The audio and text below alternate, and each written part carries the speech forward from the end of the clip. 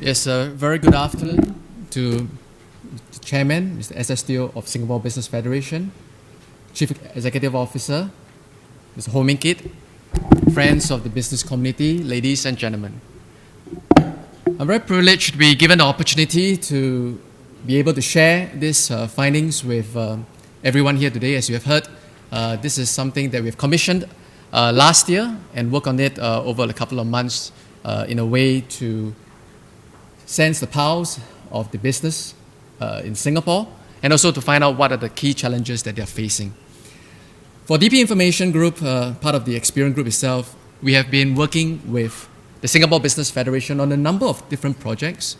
Some of you may be familiar with the SBF DP Index, which we work on to understand the overall business sentiments of companies over the 6-month horizon on a quarterly basis. We have also worked on the Singapore SME Development Survey itself, as well as more recently you have found out a bit about the Productivity Awards, which we look at how efficient companies are. And for this itself, the National Business Survey, which we have worked on, I think that the key thing is that we have unearthed some very interesting revelations from the business community. And many of the business leaders have actually indicated in their responses, as you'll find out in a short while, that they are facing challenges. Many of us would know that cost comes to mind, amongst many other things. But I think what is important is that there were a few key points that really harmonizes with what has been put up in the position paper itself by SBF. And these are the things that I think is really going to cement basically the recommendations that we're going to put forth to the leadership. Now, maybe what I'm going to do is to give everyone a little bit of a background in terms of what this survey is all about. Essentially, we are doing a few things here. We want to tap on the sentiments of the Singapore and the global economy. We know that businesses face multiple challenges in terms of their engagement of opportunities, both locally as well as on the international front. And I think more importantly, we are trying to get a perspective of 2016. And bearing in mind that we were doing this very much about 5 to 6 months ago. And the key thing is that we want to see how this is going to impact on the economy and also what are the areas of assistance, particularly where the Singapore Business Federation could play a role in facilitating and also assisting to remove some of those obstacles. Now, we put a couple of questions, or should I say a few different selection of questions across to the business community or the respondents itself. You have here, which are quite self-explanatory, which ranges from what they feel about the business performance for the past year, their outlook, some of the cost competitiveness, and right down to things that the SBF has been doing to assist the members in their achievements both in Singapore as well as out of Singapore. In order to make this whole discussion a little bit much more impactful, I think what I have done is to sort of scale down some of these questions to make sure that we stay pretty focused on what we are looking for here. So some of you, if you do find that some of the questions have been stated here are not addressed, I would say that perhaps this is the right time to approach SBF to get a full-blown account of what are the things that we're looking for, or should I say the businesses are asking. Like all surveys, we are always very concerned about the respondents. We are quite delighted that in this case here, we have more than 1,000 companies that has responded to us. And I think one of the things that we wanted to do, and we work really closely with SBF on this, is to make sure that the overall respondents that are working with us are representative of the economy itself. And I think that's the reason why we have come into a quota-based approach to make sure that we don't have a situation where too many types of companies of a certain kind respond to them. And strangely enough, you may laugh at it, but we have been doing a lot of surveys, but some people do enjoy some of these surveys. And of course, there are others that need a little bit of plodding on in a sense. So the quota-based approach hopefully gives that measurement that is required to ensure that we are looking for a representative sample in a sense. Who are these people? Well, as I say, we are ensuring that they are representative of the overall economy itself, which also means that if you look at the data on the chart itself, you'll find that we have also gravitated towards slightly bigger companies. Even if you notice that companies with operating strength of more than 300 has actually kind of grown in this recent survey itself. And I think thanks to the focus of SBF, I think they have told us that, look, we don't want to be in a situation where we only pay attention to the pain points of some of the smaller companies. Although I saw the straw poll that we did just now, it seems that the majority, or should I say at least nearly half of the people present here today are belonging to the SMEs. We are also concerned about the turnover. If you look at it, we have ensured that of the recent years, especially in the last survey itself, we look for companies that have gone past the $100 million threshold, which according to Spring's definition will be the defining point to say that you have graduated into a bigger corporation and away from the SME definition.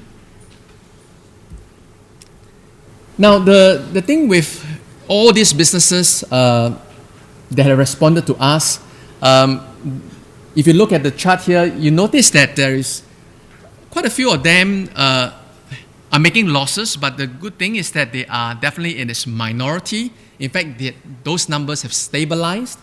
But I think one of the key things to take note of is that there are obviously some challenges in terms of maintaining the overall profitability for some of the different businesses itself. So you have companies, for example, earning up to $1 million, which is a good thing, right? And that is something like about the main majority in the respondents itself. Although you will notice that is perhaps a rather small number compared to some of the responses that we have received, where above 5 million, for example, that is something like about 17% of the overall response rates itself. In terms of the kind of companies that are responding to us, we have obviously startups within the mix itself. I just want to be a little bit sharper in terms of the definition of startups here. Bearing in mind that the membership of the SBF itself doesn't consist of those with startups, or should I say those with paid up capital of below 500,000. And that would be a very, very small minority, even they do join as a voluntary membership. And I think in this year for the startup, you notice that 1 out of 10 are startups. They are defined as those with about less than 3 years in terms of operation itself. With the rest of it, you notice that most of them will be very much, pretty much in the moderate range of the development in terms of not really into the sunset industry, neither are they maturing too quickly for the matter. Now that we've seen who these businesses are, I will just launch into the survey findings, and I'll kick off by the business outlook that these companies have shared with us. We all know that it has been a challenging last few months of 2015. The early days of 2016 almost seems to be marking what the future looks like for the rest of the year, and that seems to be a lot of uncertainty. And I think in this case here, many of the businesses have told us that the economic climate, the fluctuations, has actually impacted them significantly. And in fact, a lot of them are very much in the education industry, the oil and gas, as well as the logistics and transportation industry, which have seen very negative impact on them. And perhaps not surprising given the fact that most of these businesses will also be quite exposed to the global economy as a whole. Are there any bright sparks? I think there are. It's not exactly a situation of doom and gloom. We have a number of businesses which have been relatively optimistic. If you look at the scale itself from 1 to 6, where 6 represents a very, very positive outlook in terms of growth for 2016. You must admit that there are those in the negative region, people who feel that things are not looking that rosy for them, although very much in the minority, but that has been growing. If you look at the 1 and the 2 respondents itself, that has climbed quite significantly by percentage terms over the last survey itself. And if there's anything, I guess the bankers and those in the financial services industry seems to be smiling a lot more as compared to other counterparts in other industries itself. So they are, the businesses are worried about profitability in 2016. A significant number of them would still be doing fine, okay, but there are increases in terms of the number of people who, or should I say the number of businesses who are in fact quite concerned about profitability and in fact thinking that they are going to sink into the rate as compared to what they have been achieving before. And the situations itself perhaps has already manifested, as some of you would have been aware.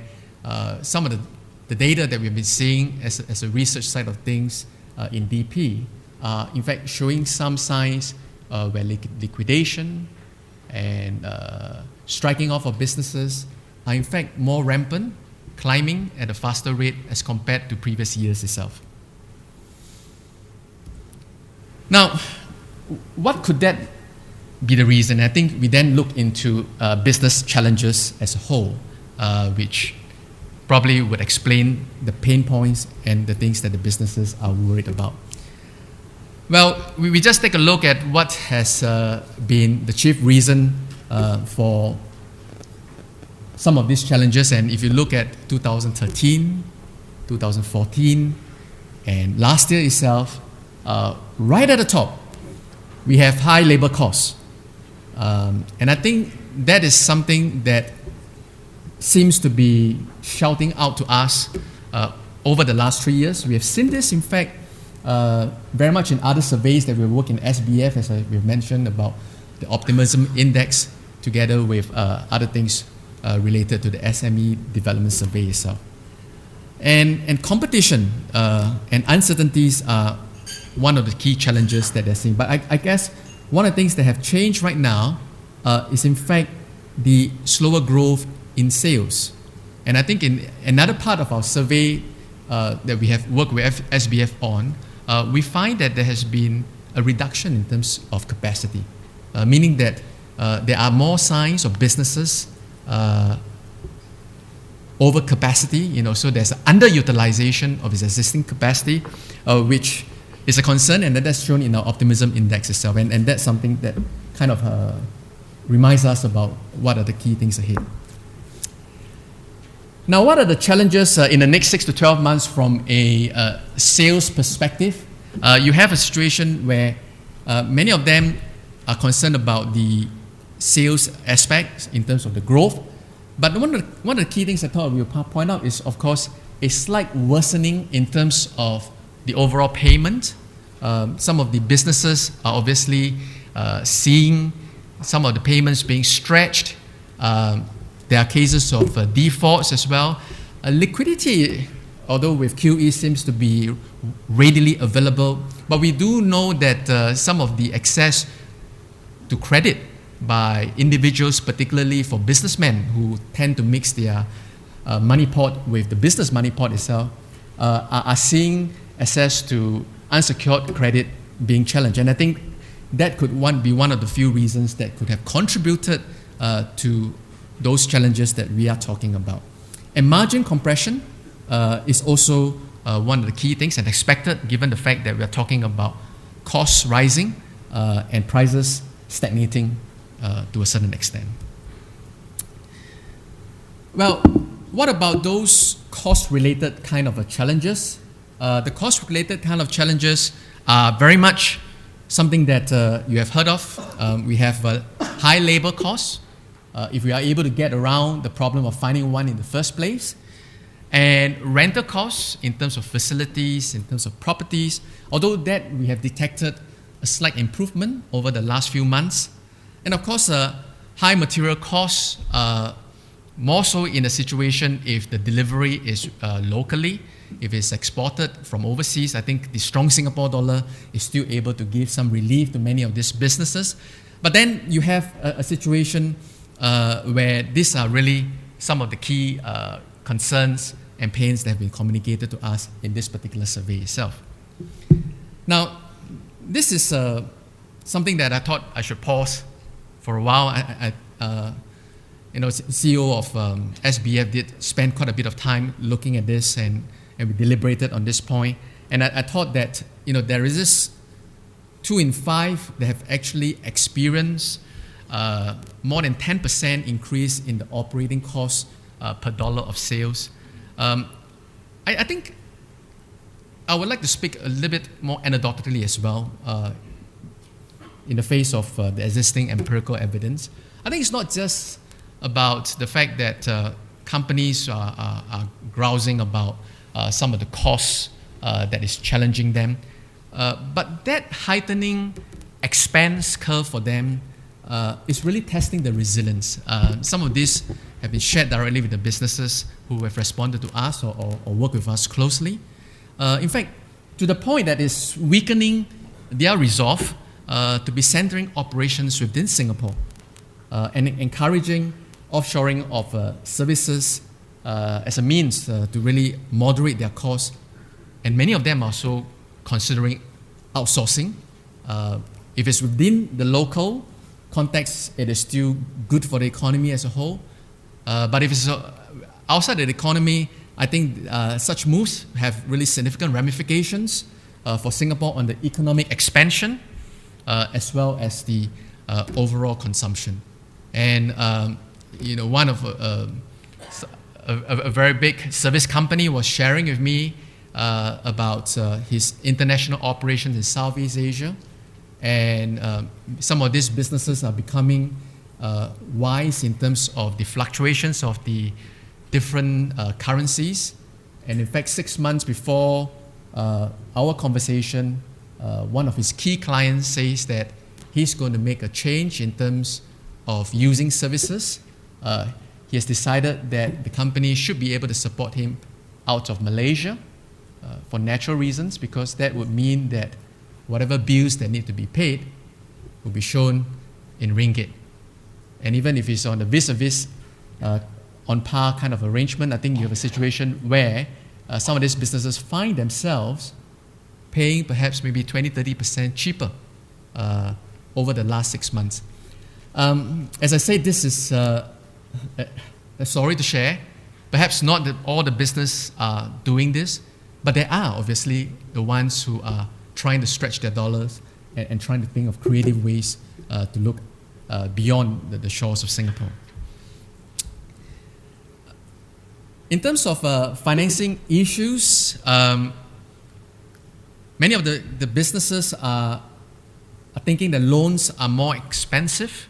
Perhaps there is also an element of prospective cost of funding, given the fact that many of them would be aware of the fact that interest rates will be rising, and if there's some issuance of notes and everything, they would have taken those things into consideration, and therefore there is a concern. And likewise, on the supply side, there is a tightening of credit. We all know, particularly among the small businesses, that the management of suppliers and debtors is a very important way to stretch the overall funding cycle. That has its challenges because you have what I said earlier on. Your customers are paying you later, and your suppliers are asking you to hasten the payment. And I think that's the situation that we are seeing over here. So all this have an overall tightening effect on the credit demands, and we all know what that means in terms of driving investment, particularly in capex, and perhaps a simple decision on whether to expand your business, whether internally or out of the country itself. Well, general issues, I think these are things which we probably would have been able to cream off from the media, but it is really the uncertain economic environment, the uncertain currency prices, or should I say the exchange rates, which in turn drive demand for knowledge, in terms of hedging. SMEs who don't used to do that suddenly find themselves talking to the financial institutions about the best ways to make sure that they stay guarded against some of the upheavals in the economy itself. Now, moving on to business plans and strategies, you have obviously businesses that are very much focused on productivity. They have got the message, they have received that loud and clear. I think what you have in the situation here is that in order to embrace the overall change in the productivity itself, a certain part of the business needs to be re-engineered.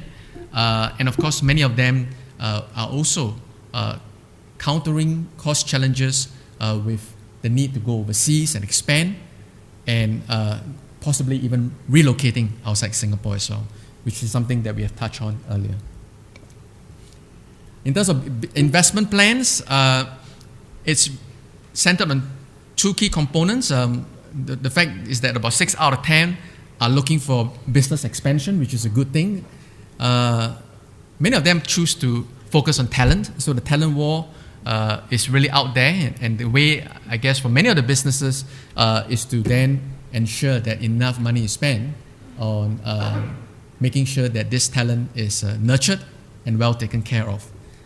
Other kinds of investments are pretty much expected given the productivity push. You have the IT infrastructure, and the other one would be more on the machinery equipment, which would be pretty much on the whole sustainability of the business itself.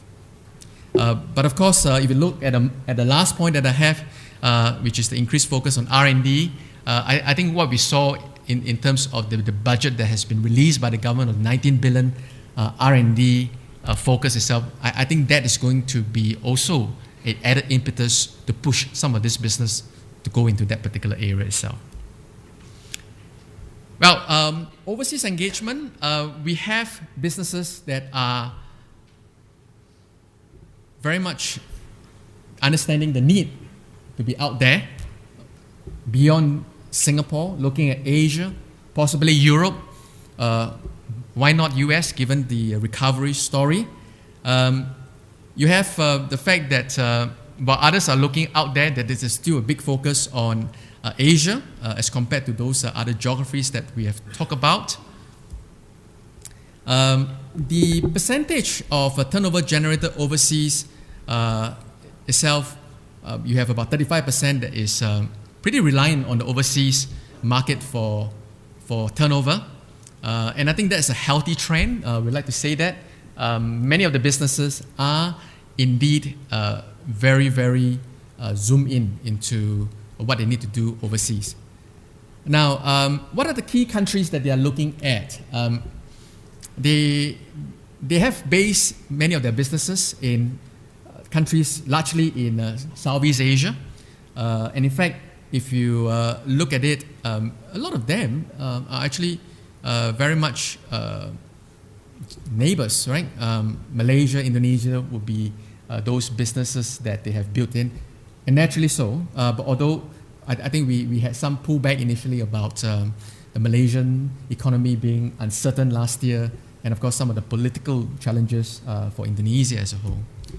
But on the countries that are going in itself, I thought it would be interesting to take note that they are very much centered on the CLMV, or what we call the Mekong area, where you have Cambodia, Myanmar, Laos, and Vietnam. If you look at it, some of these countries are within the top 5 itself, and they are the ones that are coming up very much for many of these businesses. Now, what about their challenges? The challenges, in fact, if I could look at it, it can be encapsulated into 2 main things. One, is really the competition. We all know they face competition, whether is it locally in that country itself or overseas from other areas. But I think the second, third, and the fourth point on the challenges is quite poignant. Quite poignant in the sense that they are all data, information, and knowledge based. Unclear rules and regulations, compliance issues, lack of business knowledge and information. And I was saying this in my briefing with SBF is that these are the things that what Singapore is really good for. And I think if there's a time for us to really show our forte, this is the time right now. During difficult times itself, there's always going to be a situation where I think the strong ones can really become stronger. And I think we are definitely having the bastion of knowledge in order to push some of these businesses in that area. In terms of overseas engagement, many of them benefited from tax savings and open trade. Now, coming back to the economic restructuring, which will be the pretty much last part of my presentation, I think many of the businesses are saying that, look, this is necessary. I understand that we need to do it, and therefore the resistance is not there. Not there in the sense that we don't hear the complaints. In fact, many of them think the temperature is just right, pretty much like Goldilocks porridge. More of them see that in order to do some of these things, they need to enhance their operations and processes. So the whole push for productivity and the alignment of doing things differently is very much in the mind of many of these SMEs as well as corporations. Perhaps, when we talk about the overall labor shortage, I think in some of the surveys that we're seeing, in fact, many of the businesses are in fact learning how to cope. They're understanding that, look, I'm not able to perhaps get that labor. It's time for me to think of other things to do. And it's not just about adding on and multiplying the labor force as what they have been looking for or trying to do in the past. And on the budget front, many of the businesses itself, they're obviously having a very big shout. And that shout for budget 2016 is really, please help me manage the business cost. And I think back to the point about 2 out of 5 are saying that they're seeing a 10% increase in terms of their costs in doing businesses. Of course, they're doing other things. They would like assistance in developing of their talent. Talent management is key, and therefore some of the things that you're seeing in Skills Future would pretty much harmonize with what we are looking at as well. So really, that's pretty much what I had to share for today. I hope many of you found this useful. I think I didn't have the opportunity to say a few other things on what the members have been trying to tell us is that SBF has multiple activities that has been rolled out throughout the past year. They have enjoyed many of these activities. In fact, they are hoping that they could be stepped up in view of some of those challenges that we talk about. And I guess in this time of business and trade solidarity, which is much needed, I think the Singapore Business Federation is indeed seen as the glue for the whole community whilst galvanizing the recreation of the Singapore's economy. So on this, I thank all of you for your undivided attention and do enjoy the rest of the conference. Thank you.